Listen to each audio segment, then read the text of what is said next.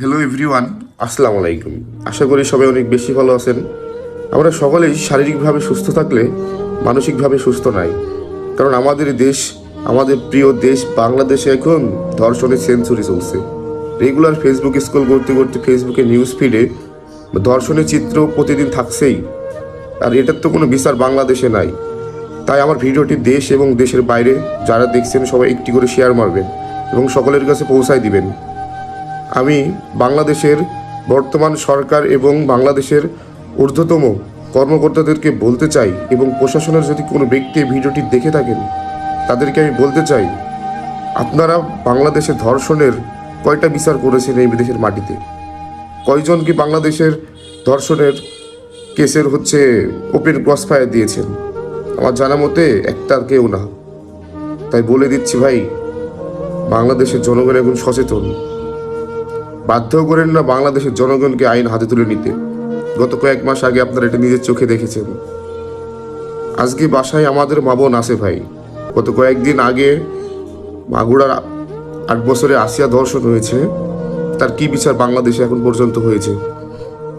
শুধু ফেসবুকে সেটার ব্যাড রিপোর্ট দেখেই যাচ্ছি।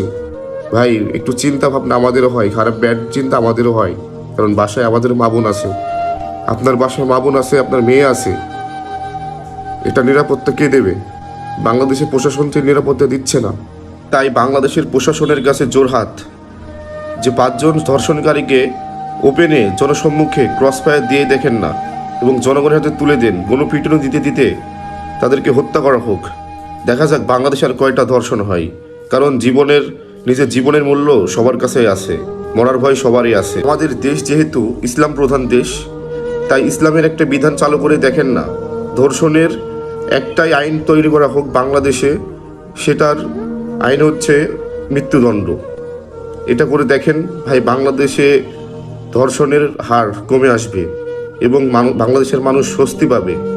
বাংলাদেশের মানুষের বাইরে স্কুলে মেয়েকে পড়তে দিয়ে, কোচিং সেন্টারে মেয়েকে পড়তে দিয়ে, নিজের ওয়াইফকে বাইরে দিয়ে, একটা মেয়ে চাকরি করে গার্মেন্টস থেকে বাসায় ফেরার পথে সেই টেনশনটা থাকবে না।